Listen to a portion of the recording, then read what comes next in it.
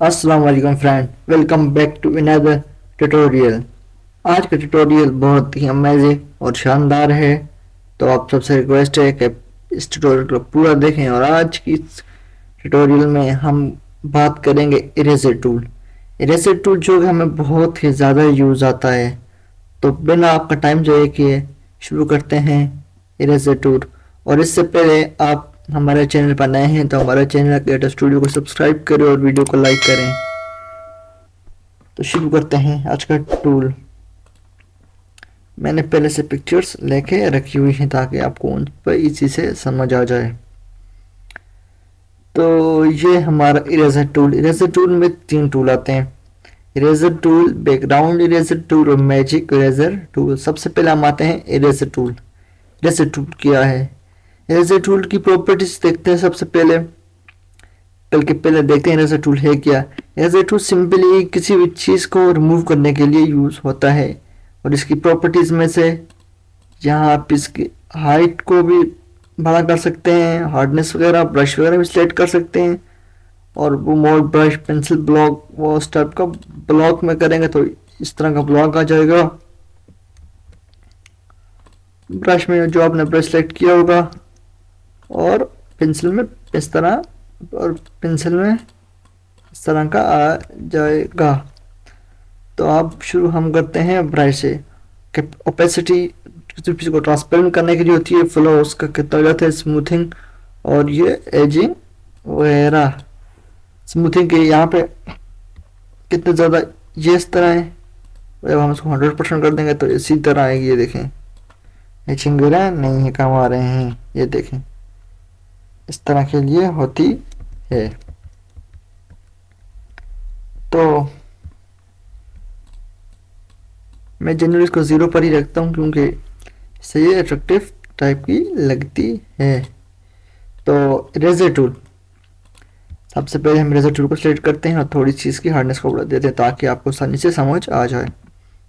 तो eraser tool ये देखें, आप जब इरेजर टूल यूज़ करेंगे तो ये वाइट कलर का इसके ऊपर पेंट होता जाएगा, ये ट्रांसपेरेंट नहीं होगी।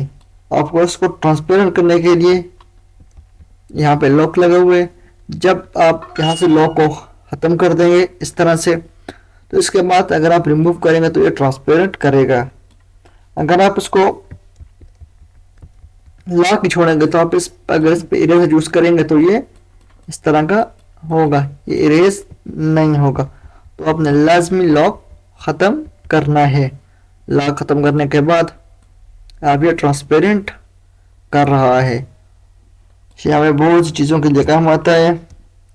तो बहुत ही सिंपल और बहुत ही इजी से टूल है इरेजर टूल। उसके बाद जो नेक्स्ट टूल है वो है बैकग्राउंड इरेजर टूल और magic eraser tool.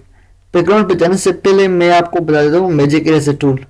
Magic eraser tool का सिंपली काम वो ये जैसे मैजिक वॉन्ड का था। मैजिक वॉन्ड सारे को सिलेक्ट कर देता है और सिंपली इसी तरह से इरेजर टूल सारे को सिलेक्ट करके उसको रिमूव कर देता है। मैजिक वॉन्ड सबको सिलेक्ट करता था और इरेजर टूल सबको ख़त्म कर देता है। तो ये उसी का है। और इसके वो अलाइन चेक करने के अलाइन इल्तिहास पे चेक लगाओ और टॉलरेंस वगैरह कितना ज़्यादा हार्ड है, टाइट सिलेक्शन हो उसके लिए होता है, ओपेसिटी वगैरह। और अगर और ज़्यादा लेयर है तो सिंपल और लेयर पे भी चेक लगा देना है। हमारी एक ही लेयर है तो इसलिए हम इस पर नहीं लगा सकते। तो हम इस लेयर को सिलेक्ट करेंगे मैजिक इरेजर टूल। ये देखें, अब आप जैसे ही मैजिक इरेजर टूल सेलेक्ट करेंगे तो ये उसका खुद ही लॉक खत्म करता है। वैसे तो यहाँ पे देखें लॉक लगा हुआ है, जिससे आप मैजिक इरेजर टूल यूज करेंगे तो खुद ही खत्म कर देगा। लेकिन आप इससे ज़्यादा अच्छे रिजल्ट के लिए आप इसका लॉक खुद ही ख़त्म कर लें और then magic eraser tool use करें तो ये ज़्यादा बेहतर पिक्सल में रिजल्ट देगा। फिर भी थोड़ा तक खास नहीं देगा तो आपने फिर उसी तरह से हिसाब से करके इस तरह से आप इसको इजीली सिलेक्ट कर सकते हैं। जितना जूम इन होता है जूम इन करके मैंने 2400 पे किया हुआ है इस तरह से। वो लंबा काम है, आप इसे इससे बेटर पे भी है कि आप इसका बैकग्राउंड खत्म कर सकते हैं। ये तो वैसे ही जब एक टूल है तो इसलिए मैं आपको बता रहा हूँ। तो अब इसके बाद है background eraser tool. Background eraser tool वो टूल है, इसमें यहाँ पे तीन है। ये इससे सिंपली सिलेक्शन हो जाती है और इसमें से नीचे फोरग्राउंड, अगर आप इसके नीचे आप अगर एक और लेयर बनाएं सिंपली इस तरह से, इस लेयर को हाइड करके यहाँ पे आल्ट बैकस्पेस कलर फिल करके इसको ऊपर नीचे कर लें, इस लेयर को ऑन कर लें और इसके बाद आप ये सिंपली यूज करेंगे। जैसे आप इसको रब करेंगे तो नीचे वाला कलर आ जाएगा ना, बॉल फॉर्म्स लाइक ट्रांसपेरेंट हो जाएगा। खास नहीं है लेकिन तो हम सिंपली ये लेंगे। इसके बाद बैकग्राउंड इरेजर टूल था ना, तो हम इसको सिंपली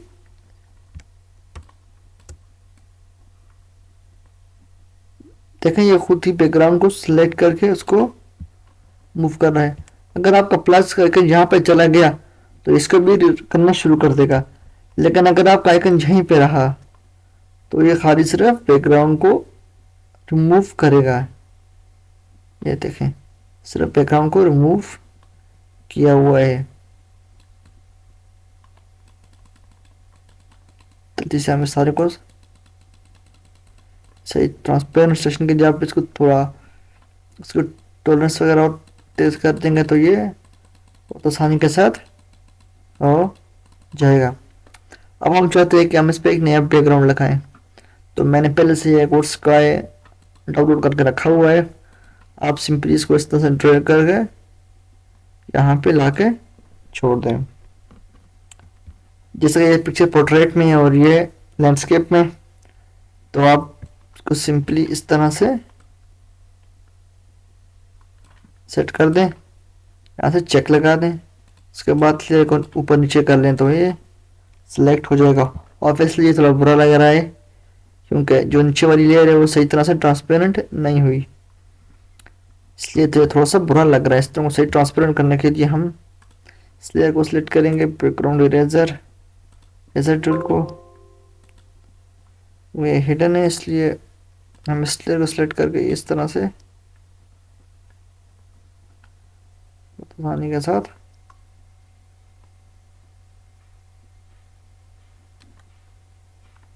थोड़ा ऑब्वियसली अब थोड़ा सा अच्छा लग रहा है।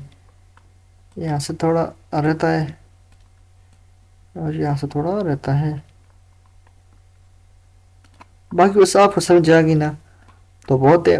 तो हमने बहुत आसानी से इसका बैकग्राउंड चेंज कर लिया। ऑब्वियसली बहुत और से भी वे हैं जिनसे आप कर सकते हैं। स्मूथिंग आपने अगर मैंने ज़्यादा की हुई होती तो ये बहुत और आसानी से हो सकता था। अगर मैं फिर इसमें से ये वाला जो स्काई रिमूव करना चाहूँ तो मैं किस तरह से करूँगा? मैं सिंपली वही इस तरह से सेट करके इस लेयर को चेक करके इस तरह से रिमूव कर दूंगा। अब फिर जो नया स्काई है वो मैं इसकी टॉलरेंस वगैरह फुल कर देता हूँ।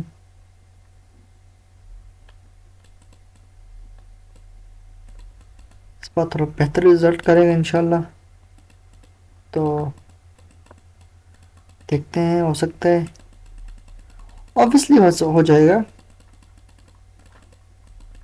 इंशाल्लाह, अल्लाह करे हो जाए। इसे बहुत ध्यान से करना पड़ेगा। तो जाके ये अब हम ये नीचे वाला पार्ट को इसको आएंगे ताकि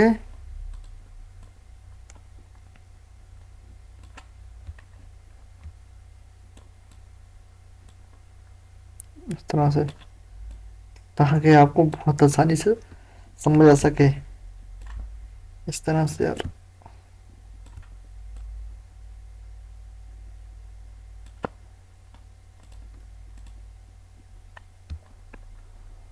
ऑब्वियसली अब थोड़ा सा अच्छा लग रहा है क्योंकि ये एक दूसरे के रिफ्लेक्शन हो रही है।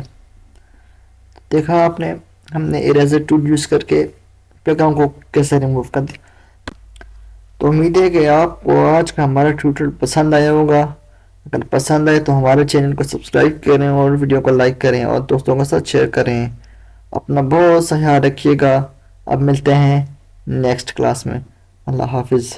Thanks for watching. Don't forget to subscribe.